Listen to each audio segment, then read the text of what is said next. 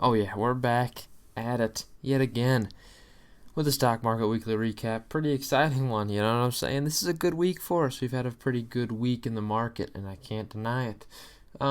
It's been a very strange week as yet again investors are pulling away more from tech and they're pulling back into some of the traditional value stocks again. So I've been definitely a beneficiary of that. I have a relatively high proportion of tech, but the ones I have been lucky enough to not face it. But I've also had a lot of these value stocks that people have been ignoring. So really good stuff. So on the week, we'll look at our Robinhood portfolio, and then the M1 Finance. Then we'll look at the week ahead. Then the indices. Robinhood portfolio didn't perform super well, and again, it's over reliance on tech in that aspect. Um, yeah, I mean it's pretty rough stuff. Facebook had a bad week. Apple had a bad week. Microsoft didn't have a good week. Kind of got hammered on that aspect. We had some really good days, some really bad days. It was really just an up and down week. I don't know. It was weird to see. All time though, we love to see it though. I mean, up to a $23,400 portfolio here, up $8,400 or 55.7%. It's pretty exciting. I mean, I'm pretty happy with how this portfolio is developing. Now, if we look at activity for the week, there's a okay bit of stuff here. We did the classic $50 in KBWY as well as $50 in KBWD.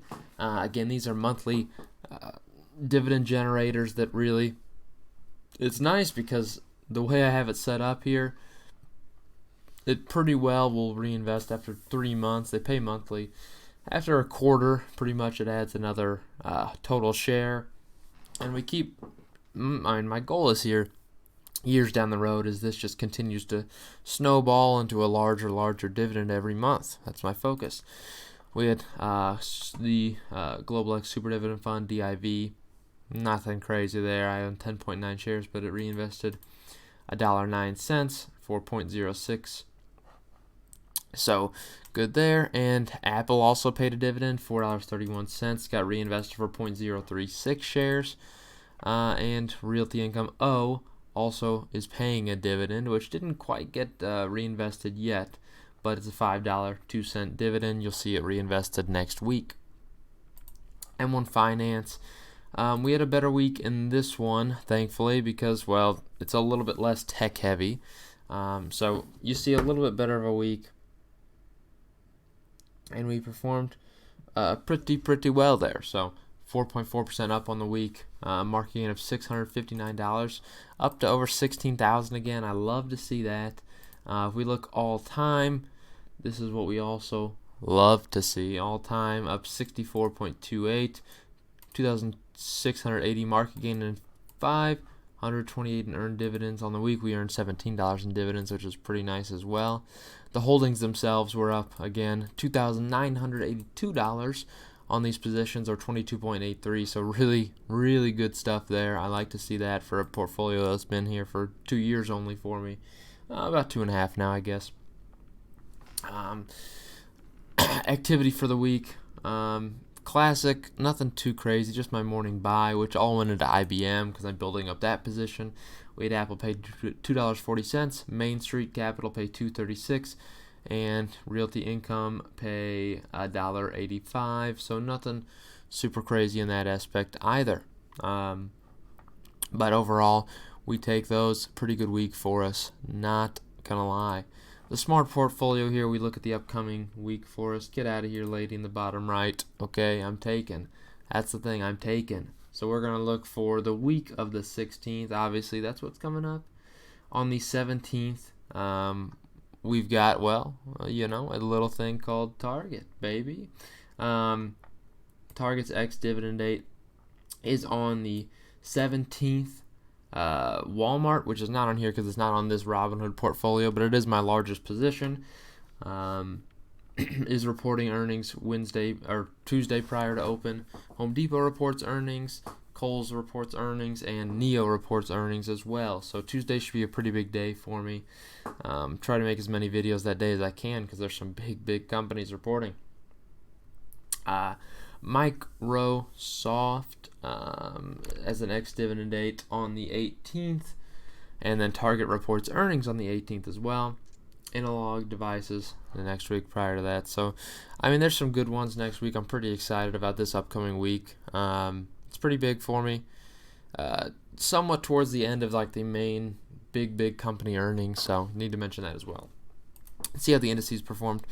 Well, the Dow Jones, as I mentioned, value stocks getting a lot more of a heavy nod here. Up 4% on the week, which now brings us year-to-date positive, up 3.3% of the Dow Jones. Pretty crazy. The S&P 500 was only up 2.1, but still up. On the year, now up 11%, pretty big. The NASDAQ was down 0.55%. As I mentioned, tech getting hit pretty hard there. It's kind of what we expected. And year-to-date now up still 31.8. Wowee.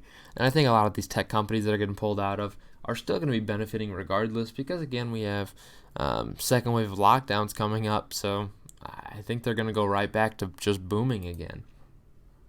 As far as the news aspect, we had Schwab, Merrill Lynch, Fidelity, Vanguard all experienced down periods and technical difficulties, which it's happened quite a bit recently. You've seen it from Robinhood before, a couple different days in the last little while, but really crazy stuff.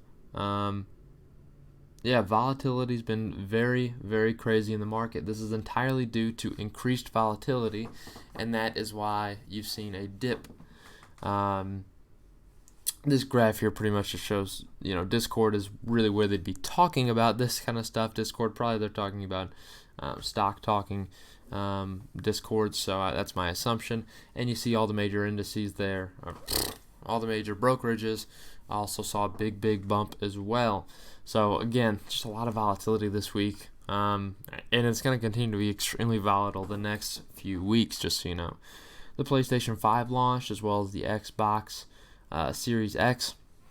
So these next gens are supposed to be a very big deal, and I think it's going to be even more massive of a launch than they may have predicted. If we go into the second wave of lockdowns coming up, I think it's going to be a pretty big deal for these companies because, well, people are going to be buying the heck out of these. They've already sold out of them in most places, but people have nothing else to do besides play video games. And with that being said, you saw October post another massive video game sales report.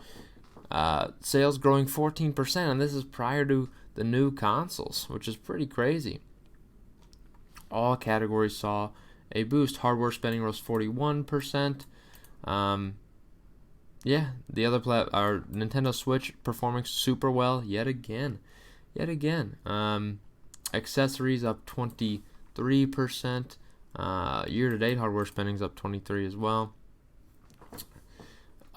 Pretty crazy stuff. Content spending rose 12% year over year. That is pretty crazy. Top 5.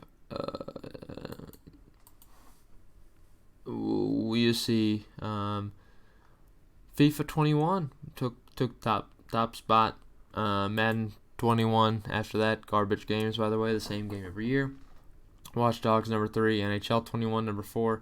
Sports games killing it because there's no real sports to watch, so people are getting sports games. Pretty cool stuff. So video games doing super well. Uber potentially is in talks of selling its self-driving group, which I don't think it's necessarily something they want to do. I think it's something they might have to do to even keep possibly even make this work. I mean, this is a company that lost $3 billion again last quarter.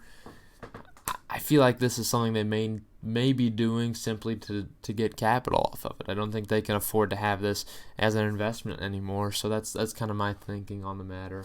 And we obviously had Disney Plus releasing The Mandalorian Season 2, which has been massive growth for them as far as a spike. So pretty cool stuff. That's really all I got for news for you this week, and I really hope you enjoyed.